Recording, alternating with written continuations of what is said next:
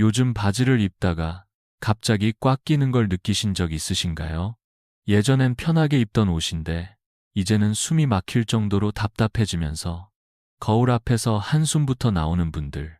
저도 그런 분들의 마음을 너무나 잘 압니다. 저는 올해로 85살이 되었고 거의 50년 넘게 의사로 일하며 수많은 분들의 한숨과 고민을 직접 들어왔습니다. 그리고 그 한숨 뒤에는 언제나 공통된 단어 하나가 있었습니다.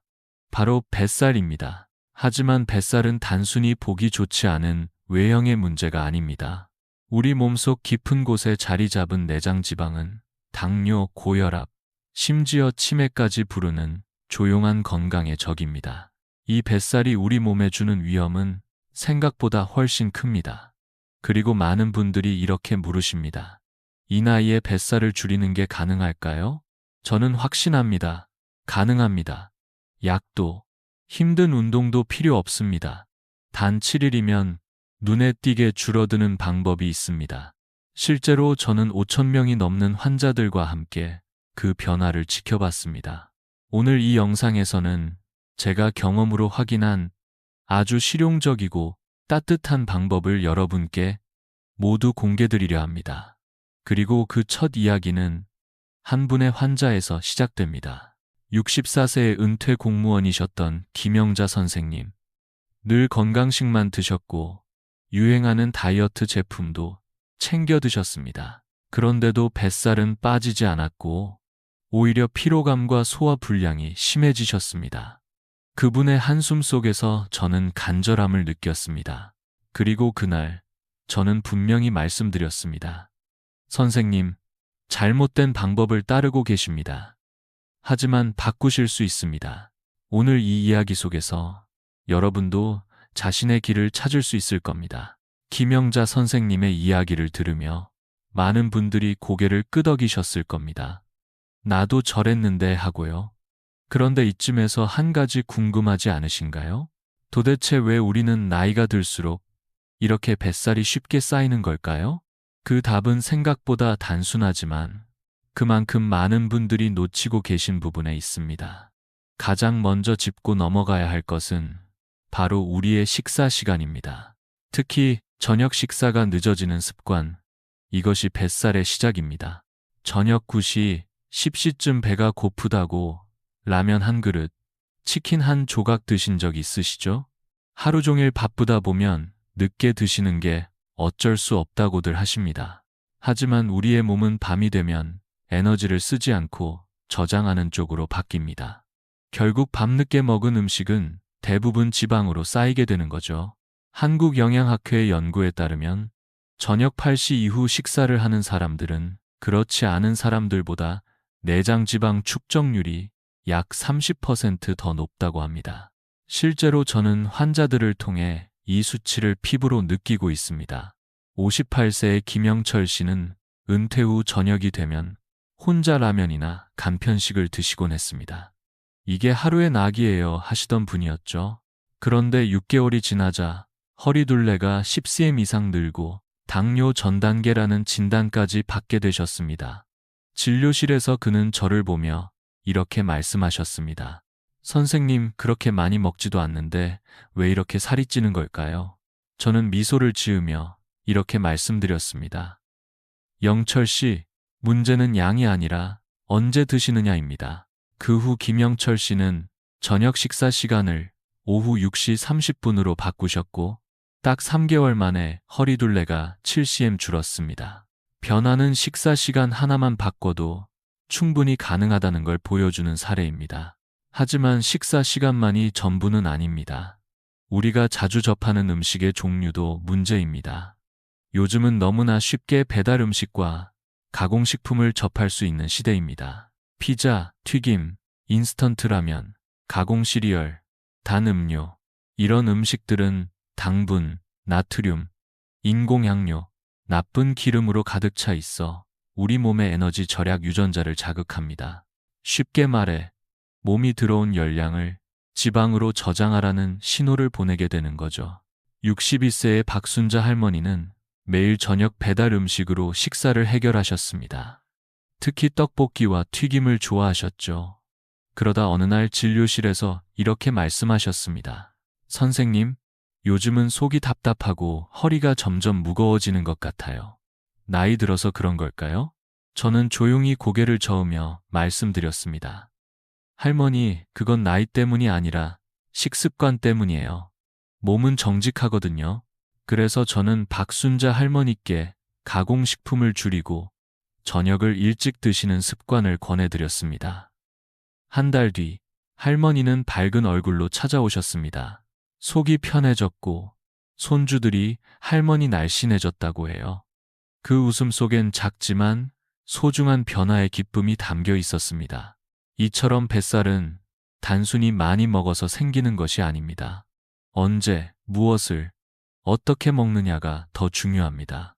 일본 오키나와 대학교의 연구에 따르면 저녁 식사를 일찍 하고 가공식품 섭취를 줄인 그룹은 6개월 만에 내장 지방이 20% 감소했다고 합니다.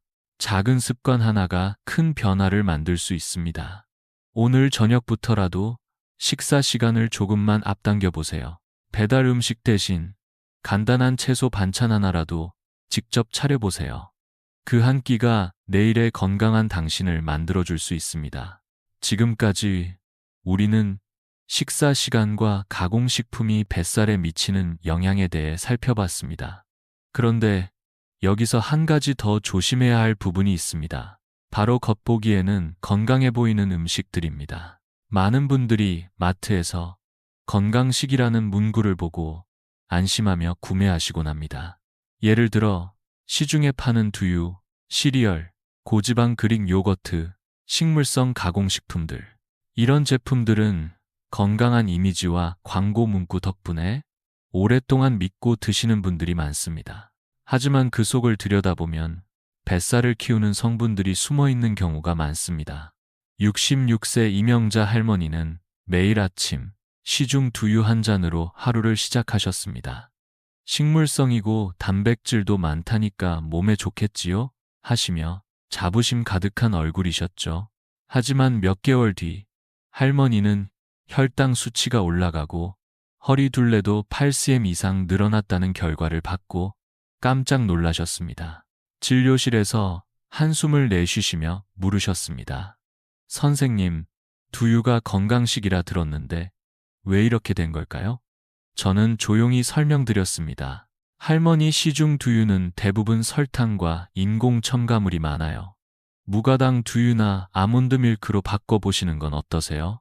그 후 할머니는 무가당 아몬드 밀크로 바꾸셨고 3개월 만에 혈당이 안정되고 허리둘레도 5cm 줄었습니다. 할머니의 미소는 그 어느 때보다 환하셨습니다. 두 번째로 많이들 드시는 것이 바로 아침용 시리얼입니다. 빠르고 간편하다는 이유로 많은 분들이 우유에 시리얼을 말아 드시죠. 특히 혼자 계신 분들이 더욱 그렇습니다. 하지만 문제는 시중 시리얼의 대부분이 당 함량이 매우 높다는 것입니다. 어떤 제품은 초콜릿 과자보다 더 많은 당을 함유하고 있는 경우도 있습니다. 70세 윤미자 할머니는 매일 아침 시리얼로 식사를 해결하셨습니다.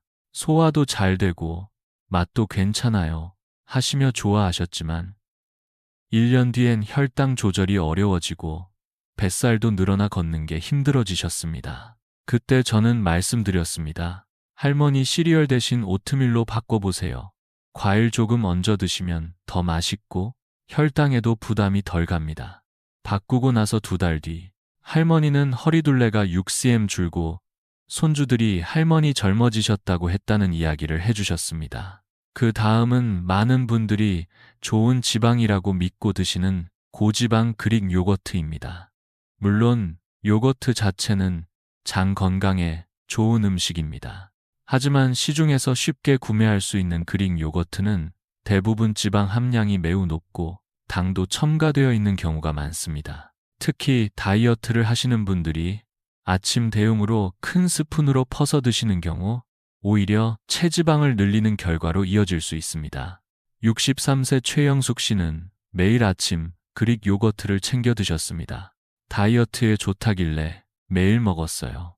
그런데 몇 달이 지나자 오히려 복부 팽만과 허리 통증이 심해지셨고 혈중 콜레스테롤도 상승했습니다. 저는 부드럽게 말씀드렸습니다.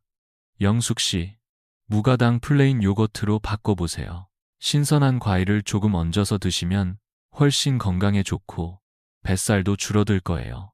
실제로 그렇게 바꾸신 후 2달 만에 허리둘레가 5cm 줄었습니다. 마지막으로 요즘 채식 열풍 속에서 많이 접하는 식물성 가공식품들, 마가린, 비건 소시지, 인공 버터 등은 동물성 재료가 없다는 이유로 건강하게 여겨지지만 트랜스 지방, 포화 지방, 인공 염료, 글루텐 등이 들어있는 경우가 많습니다. 67세 박미경 선생님은 고혈압 때문에 마가린과 비건 고기로 식단을 바꾸셨습니다. 하지만 3개월 만에 체중이 늘고 피로감이 심해졌습니다. 제가 조심스럽게 말씀드렸습니다. 선생님, 식물성이라도 가공이 많이 된 제품은 피하시는 게 좋아요. 대신 올리브 오일이나 아보카도를 드셔보세요. 박 선생님은 마가린 대신 올리브 오일을 사용하셨고 2달 뒤 몸이 한결 가벼워졌다고 하셨습니다. 이처럼 건강식이라는 말만 믿고 무심코 선택한 음식들이 사실은 뱃살을 키우는 주범일 수 있습니다. 중요한 건 포장보다 내용입니다.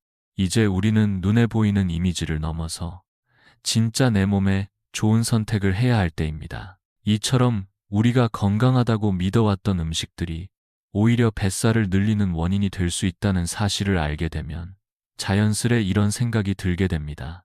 그렇다면 무엇을 먹어야 하나요?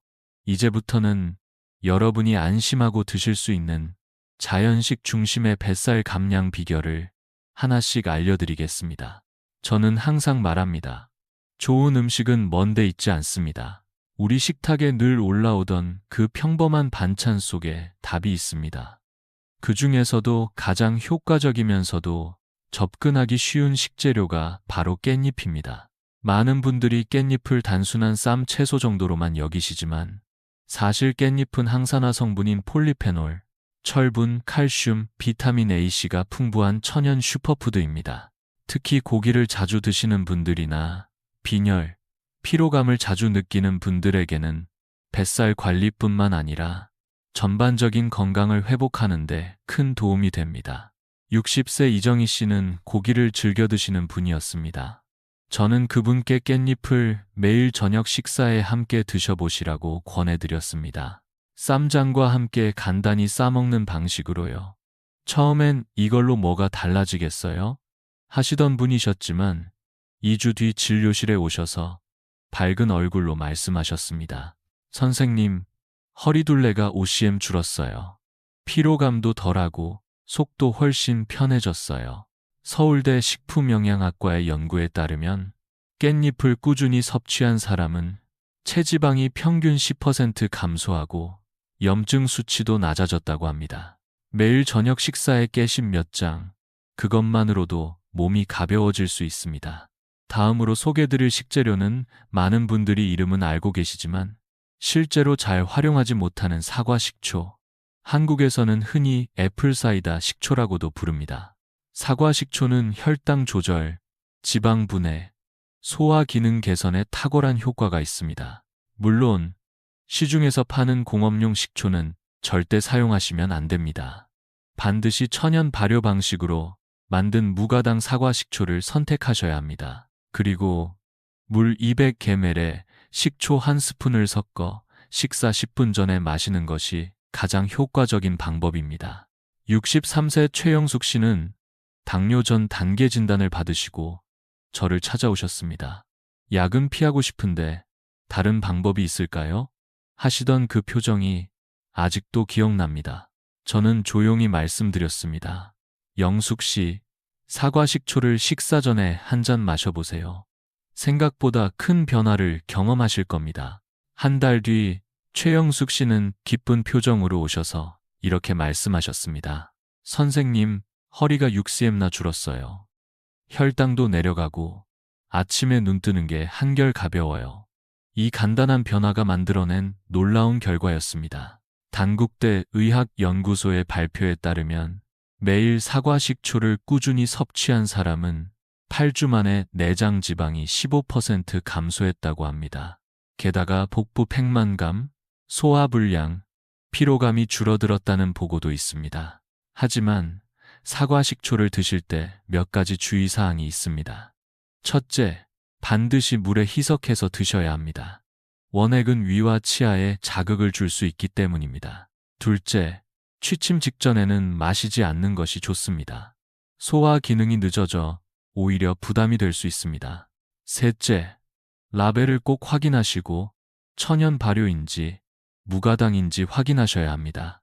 이처럼 깻잎과 사과 식초, 두 가지 식재료는 매우 간단하면서도 누구나 실천할 수 있고 무엇보다 우리 몸에 부담 없이 다가갈 수 있는 자연스러운 해결책입니다. 우리는 평생을 타인의 건강을 챙기며 살아왔습니다. 이제는 내 몸에, 내 건강에 작은 관심을 줄 때입니다. 깻잎 한 장, 사과 식초 한 잔, 이 두 가지만으로도 여러분의 뱃살은 달라질 수 있습니다.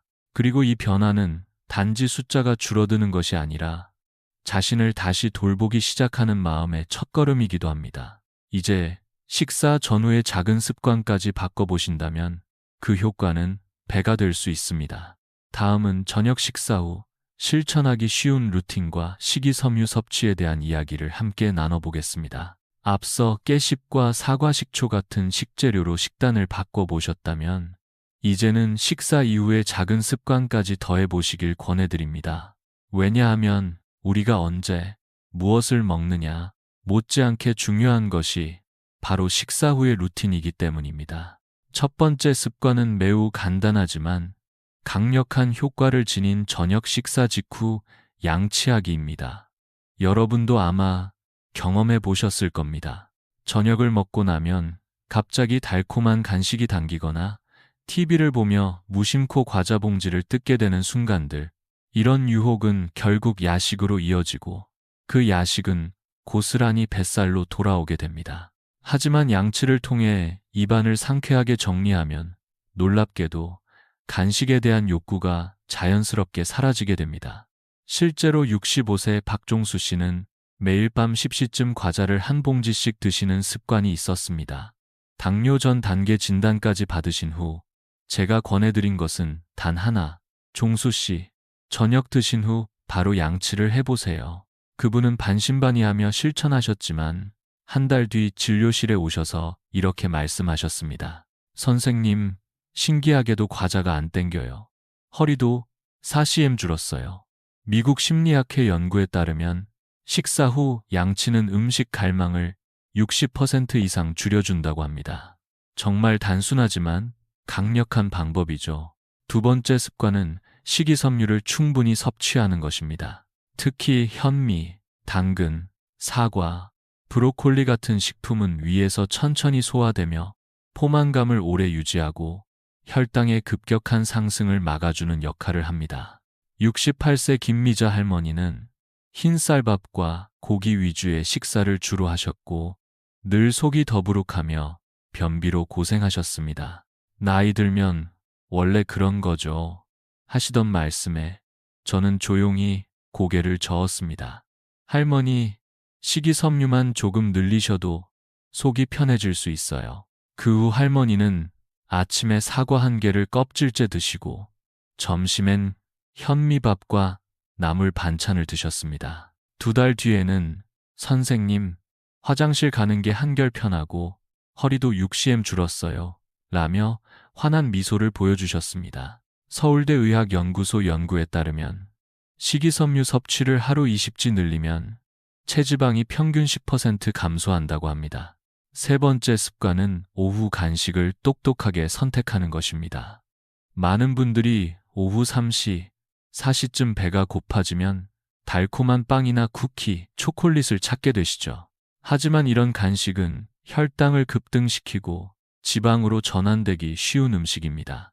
62세 오영란 씨는 오후마다 초콜릿을 드시는 습관 때문에 늘 뱃살을 고민하셨습니다. 선생님, 안 먹으려고 해도 오후만 되면 손이 가요 하시던 분이셨죠. 저는 이렇게 제안드렸습니다. 영란 씨, 설탕 없는 수제 땅콩버터 한 스푼과 사과 반쪽을 드셔보세요. 그 뒤 한 달 후, 오영란 씨는 밝게 웃으며 말씀하셨습니다. 선생님, 간식이 이렇게 든든할 줄 몰랐어요. 배고픔도 줄고 허리도 OCM 빠졌어요. 캐나다 토론토대 연구에 따르면 건강한 지방과 식이섬유를 간식으로 섭취하면 체지방이 8% 감소한다고 합니다. 결국 이 세 가지 습관, 즉 식후 양치, 식이섬유 섭취, 건강한 오후 간식은 누구나 집에서 쉽게 실천할 수 있는 뱃살 감량의 핵심 루틴입니다. 중요한 건 큰 변화가 아니라 작은 실천이 꾸준히 쌓였을 때 생기는 결과입니다. 이제 여러분도 한 가지 선택만 바꿔보세요. 오늘 저녁에는 식사 후 칫솔을 꺼내시고 내일 아침엔 사과를 껍질째 드셔보세요. 그리고 오후 간식으로 땅콩버터와 사과를 준비해보세요. 그렇게 하루하루 쌓이다 보면 어느새 거울 속 내 모습이 달라지고 옷이 다시 편안해지는 날이 올 것입니다. 이제 남은 건 이 모든 변화를 7일 루틴으로 연결해보는 일입니다. 다음은 그 루틴의 구체적인 방법을 안내해 드릴게요. 이제 우리는 식사 시간, 음식 선택, 저녁 식사 후의 습관까지 하나하나 살펴보았습니다. 어떤가요? 그동안 뱃살은 나이 탓이야 하고 넘기셨던 부분들이 사실은 바꿀 수 있는 습관이었다는 점 느껴지셨나요? 그렇다면 지금까지 배운 이 모든 비결을 하나로 정리해서 실천할 수 있다면 얼마나 좋을까요? 그래서 제가 오늘 마지막으로 소개해 드릴 것이 바로 7일 루틴입니다.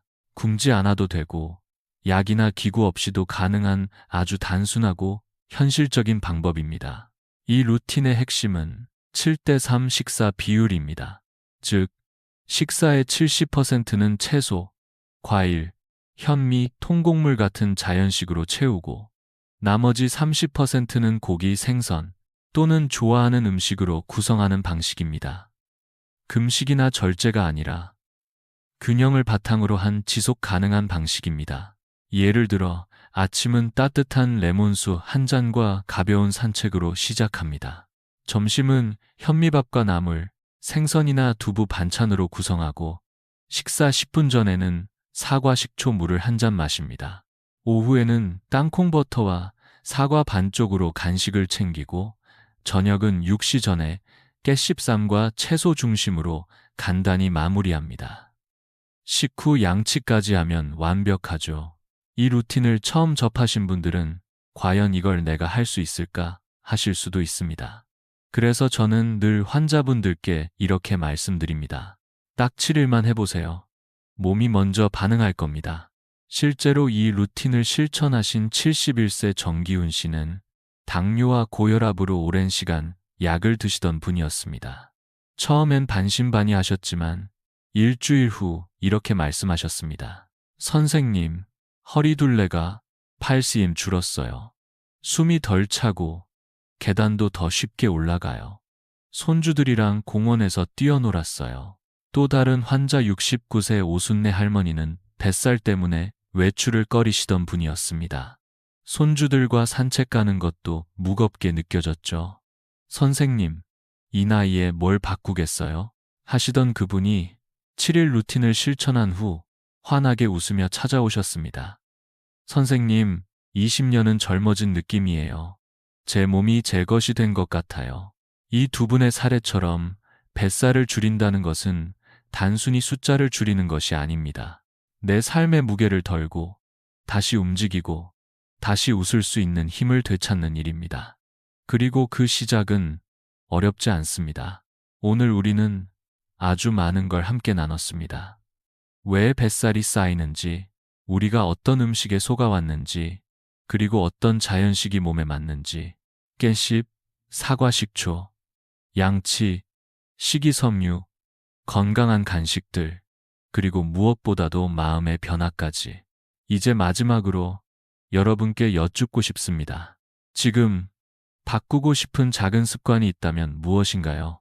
하루 한 번 레몬수 마시기일 수도 있고, 식사 후 양치일 수도 있고, 저녁을 1시간 앞당기는 것일 수도 있습니다.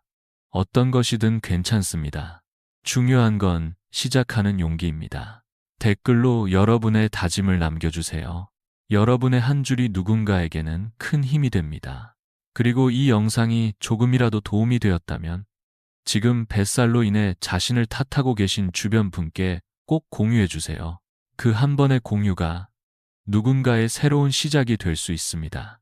저는 85살의 의사로서 이제는 더 많은 약보다 더 많은 지혜를 나누고 싶습니다. 그리고 제가 만난 수천 명의 환자들이 그러했듯 여러분도 분명 달라질 수 있습니다. 뱃살은 운명이 아닙니다. 잘못된 생활이 남긴 흔적일 뿐 언제든 바꿀 수 있는 것입니다. 마지막으로 구독과 좋아요를 눌러주세요. 여러분의 응원이 저에겐 다음 이야기를 나눌 수 있는 힘이 됩니다. 앞으로도 우리 몸에, 우리 삶에 꼭 필요한 이야기들로 다시 찾아오겠습니다. 오늘도 여러분의 건강한 변화, 따뜻한 내일을 진심으로 응원합니다. 감사합니다.